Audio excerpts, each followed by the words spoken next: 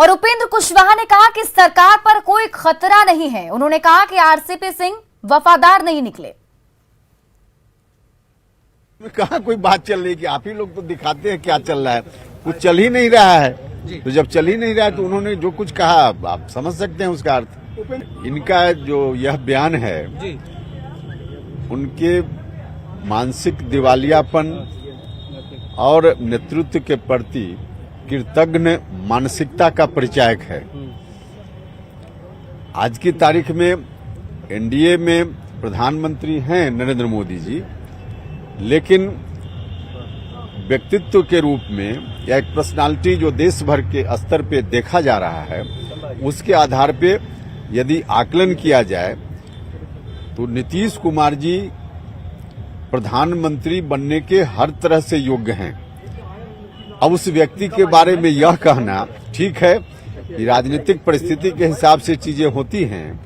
आज हम कोई दावेदारी नहीं कर रहे हैं, लेकिन नीतीश कुमार जी प्रधानमंत्री बनने की हर तरह की योग्यता रखते हैं। और ललन सिंह ने भी बड़ा बयान दिया है। उन्होंने कहा है कि आरसीपी प्रकरण पर ही बैठक है। सीएम नीतीश कुमार ने बैठक बुलाई, यानी कि जो बैठक होने वाली है वो आरसीपी प्रकरण पर बैठक है। विधायकों की राय जानेंगे नीतीश कुमार। बीजेपी ने आरसीपी सिंह को मंत्री बनाया था, बीजेपी को तय करने का अधिकार नहीं है। ये बड़ा बयान ललन सिंह की ओर से सामने आया। अरे भाई, आरसीपी सिंह साहब मुख्यमंत्री के साथ हमने भी देखा है। उन्होंने कहा कि 1998 से थे, और तो 1998 से वो उनके प्राइवेट सेक्रेटरी न थे जी, कि जनता दल के कार्यकर्ता थे। ऐसा तो 2 दर्जन उनका रेल मंत्री का 2 दर्जन कर्मचारी था, तो उसी में एक वो भी थे। तो इसके चलते वो जनता दल यू के नेता हो गए। अरे जनता दल के नेता वो हुए 2010 में, जब उनकी इच्छा थी और मुख्यमंत्री को उन्होंने इच्छा प्रकट की। 2009 में लोकसभा का टिकट मांग रहे थे, नीतीश कुमार जी ने अस्वीकार कर दिया। 2010 में उनकी इच्छा थी, मुख्यमंत्री जी ने उनको राज्यसभा भेज दिया।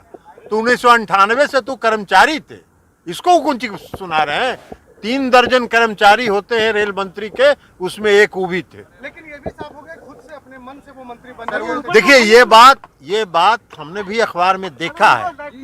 उन्होंने ये कहा है, और जो बात मैंने कही है वो प्रमाणित हो गया, इसलिए कि मैंने